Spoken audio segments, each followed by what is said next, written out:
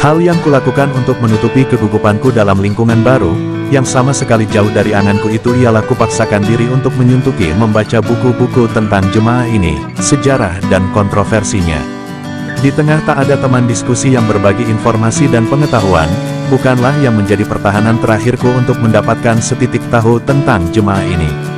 Juga isu-isu kontemporer menyangkut penegakan syariat Islam. Tapi setelah semua itu, setelah semua kubacai, kuselami, aku pun kembali sepi, kembali sendirian. Nelangsa tidak tahu harus berbuat apa. Ya Allah, ini bagaimana? Betapa aku rindu hadirnya sahabat diskusi yang memadai dan cukup kompeten, kuajak saring ide dan menampung tanyaku. Ah, betapa tak kutemukan lagi sosok-sosok seperti Mas Sudi, Komandan Sardi, sebagaimana di pos Kaliurang yang dulu. Dan boleh dipastikan, di pos Gamping ini aku nyaris mandek.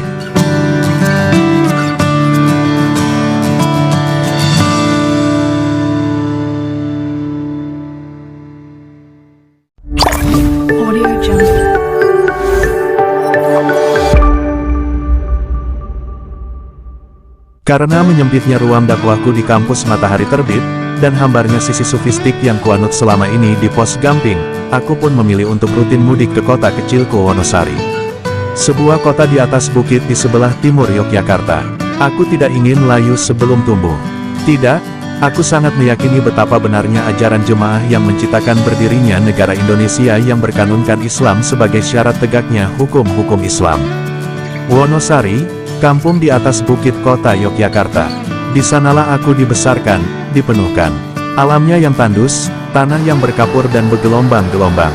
Aku juga heran, mengapa juga aku bisa hidup dan bertahan dalam alam yang sangat kering seperti ini. Tapi, di sanalah manusia-manusia di kampungku memangku kehidupannya, memangku adatnya, yang kemudian dicampur dengan Islam. Dan mereka betah dengan itu. Tak pernah risih mereka mengakui bahwa mereka adalah orang-orang terpilih. Apapun yang terjadi, apakah dunia sudah bolak, apakah dunia sudah balik, sudah gonjang dan sudah ganjing. Wonosari adalah tanah kelahiran yang wajib dicintai.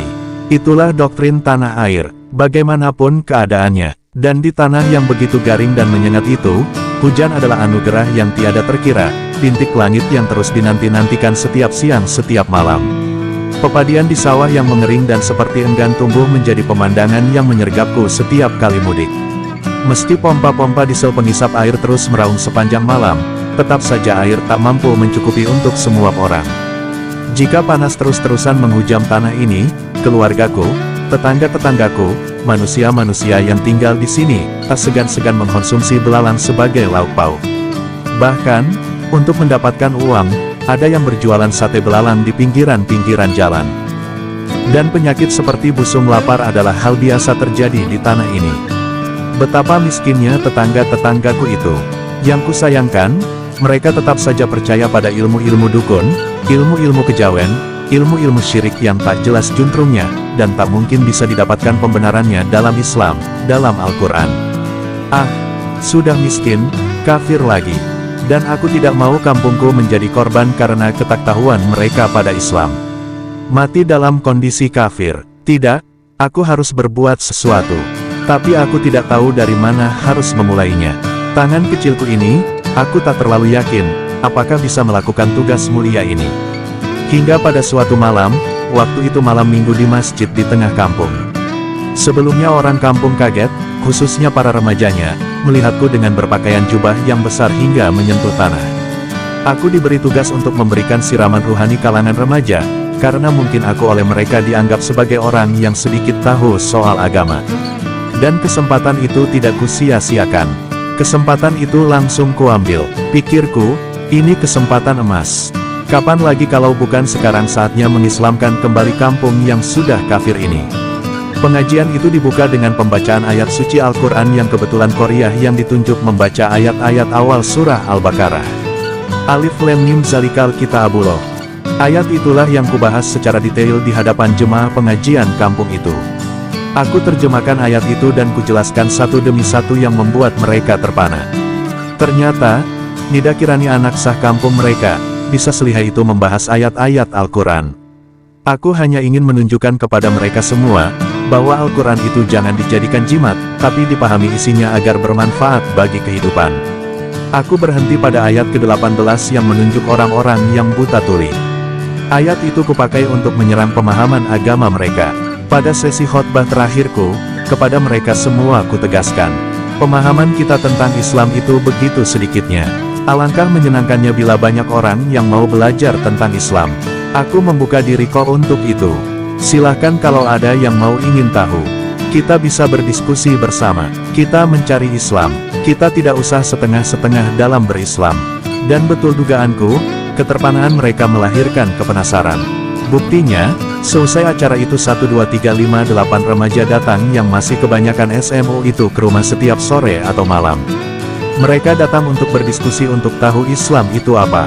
Kata banyak ukti, aku punya kekuatan argumentatif untuk menarik orang, sehingga orang-orang di kampung sering mengatakan bahwa Nida Kirani, anak bungsu pengusaha sumber alam itu punya apa-apa, karena setiap orang yang ngomong sama dia pasti mengikuti.